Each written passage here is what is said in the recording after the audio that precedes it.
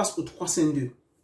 Contrairement au schéma tactique que j'ai évoqué précédemment, le 3-5-2, c'est un schéma tactique qui présente une ligne défensive composée seulement de 3 joueurs. Alors, il faut savoir qu'en réalité, c'est une disposition tactique très dynamique qui peut se transformer selon les phases de jeu. En effet, en phase défensive, nous trouverons une véritable défense à 5, car les deux pistons, le 7 et le 3, qui sont appelés ici là, les ailiers défensifs un peu, en quelque sorte, pourront descendre et pouvoir descendre de chaque côté et pouvoir retrouver les trois défenseurs de la ligne axiale. Et la diminution du nombre de défenseurs de 4 à 3. La manœuvre offensive de l'équipe pourrait être moins efficace car les pistons ont un double travail. Premier travail, la couverture en phase défensive. Le second travail, pour le en phase offensive. Donc, ce double travail pourrait pousser les pistons à être moins efficaces car ils seront moins lucides en phase d'attaque. C'est pourquoi les pistons qu'on choisit sont les pistons. Il est nécessaire de choisir des joueurs qui sont dotés de grandes capacités d'endurance et de vitesse pour pouvoir tirer toutes les qualités, les avantages de ce système de jeu.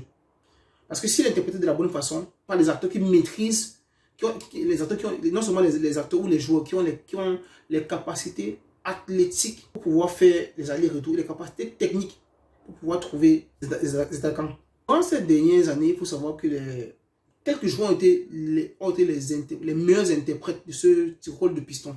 On peut comme ça penser rapidement à Cafu, du jeu offensif, par un défenseur. Cafu est passé par San Paolo, il est passé par la Roma en Italie, il est passé par le Milan aussi. On peut citer entre autres Zambrotta, quand il était à la Juve. Roberto Carlos aussi, le Brésilien. Alors, l'avantage principal de ce système de jeu, c'est la supériorité numérique qui est constante au niveau du milieu de terrain. Si on choisit d'adopter une attitude un peu plus défensive, on peut reculer les pistons sur la ligne des défenseurs et on transforme le dispositif en 5-3-2. Et en faisant cela, on bénéficie d'une couverture complète en phase défensive, à la fois au centre du terrain et sur les ailes. Mais, il y a toujours un mais, on perd beaucoup en phase offensive car les deux ailiers ou les deux pistons, comme je le dis, ils auront du mal à maintenir une projection constante vers l'avant. Et l'équipe devra recourir le plus souvent au jeu long pour trouver les attaquants. Quelles sont maintenant les caractéristiques des joueurs? Les défenseurs, on a 3 défenseurs, le numéro 2, le numéro 5 et le numéro 6. Les défenseurs peuvent se placer de 2 façons différentes, 3 façons différentes. Marquage en homme et marquage en zone. Le marquage en homme, on a 2 possibilités. Première possibilité, 2 défenseurs, c'est-à-dire le numéro 5 et le numéro 2, font un marquage à homme de façon fixe. Et le 5 se comporte, le numéro 6 se comporte comme un libéro. Qu'on peut utiliser dans le marquage à homme. De la deuxième façon, dans le marquage à homme, c'est qu'on peut utiliser les 3 défenseurs, tous pour un marquage à homme sur les attaquants. La deuxième possibilité qui est le marquage en zone. Il faut savoir que le numéro 2 et le numéro 5 marquent uniquement les adversaires qui passent dans leur zone. Ils ne suivent pas le joueur, ils marquent uniquement les adversaires, les attaquants qui passent dans leur zone. Et le 6 joue comme un libéro. Alors, il faut savoir que ces joueurs doivent être des véritables défenseurs purs. C'est-à-dire qu'ils doivent avoir d'excellentes capacités tactiques, comprendre le schéma tactique et être très forts dans le jeu aérien. 1. Dans l'anticipation. 2. Très performants physiquement et habiles dans le marquage. Ce sont des joueurs qui doivent être très attentifs au changement, donc très concentrés. Parce que les situations peuvent facilement varier. Et le joueur qui évolue en quelque sorte, qui joue en libéraux, en plus de ses capacités d'être un véritable leader défensif, il doit être en mesure de pouvoir coordonner les mouvements de ses coéquipiers pour fournir une couverture constante dans la zone défensive. Passons au piston, au ailier défensif, comme on le disait dans le temps passé. Le numéro 7 et le numéro 3. Comme j'ai mentionné plus haut, ce sont les éléments importantissimes dans ce système de jeu. Les avantages naissent de leur mouvement. Tous les avantages dans ce système de jeu naissent de leur mouvement. Ils doivent être capables, avec leur endurance et leur vitesse, de transformer la défense, une défense à 3, une défense à 5. Et de l'attaque, d'une attaque à 2, une attaque à 4.